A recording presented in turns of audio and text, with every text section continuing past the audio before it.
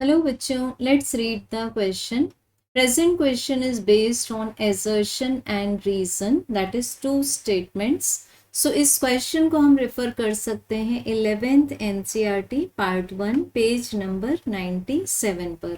So बच्चों यहाँ assertion हमें बताता है the terms action and reaction in the third law of motion stand for simultaneous mutual forces between a pair of bodies. So this is according to Newton's third law of motion, जिसमें कि Newton ने बताया हुआ है कि जब भी हम बात करेंगे एक्शन एंड रिएक्शन, ये दो फोर्सेस की, तो फर्स्ट स्टेटमेंट बताया न्यूटन ने कि action and reaction are always equal and opposite. The second information for these two forces is they are mutual forces. Mutual forces means suppose हम यहाँ मान लेते हैं a man. Man को हम मान लेते हैं first object और wall को हम मान लेते हैं second object. So ये हमारे पास में एक vertical wall. Suppose this is second object.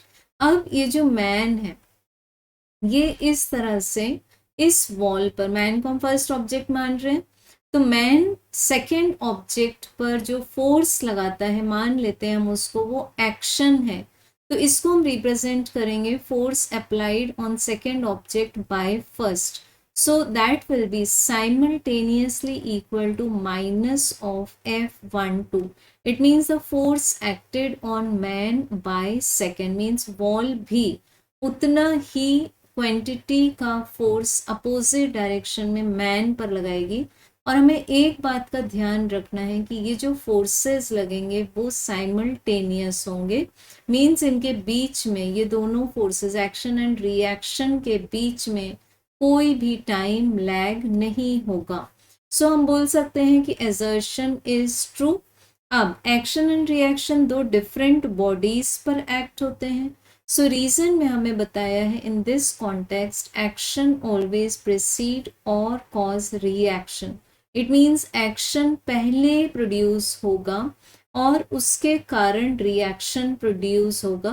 तो दिस स्टेटमेंट इज फॉल्स, क्योंकि दोनों का जो टाइमिंग होगा वो सेम होगा. जैसे ही एक्शन प्रोड्यूस हुआ साइमल्टेनियसली रिएक्शन रिस्पॉन्स देना शुरू कर देगा.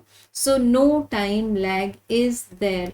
Hence, we can say that the reason is false. So, correct statement is option number 3, that if his assertion is true but reason is false. Thank you.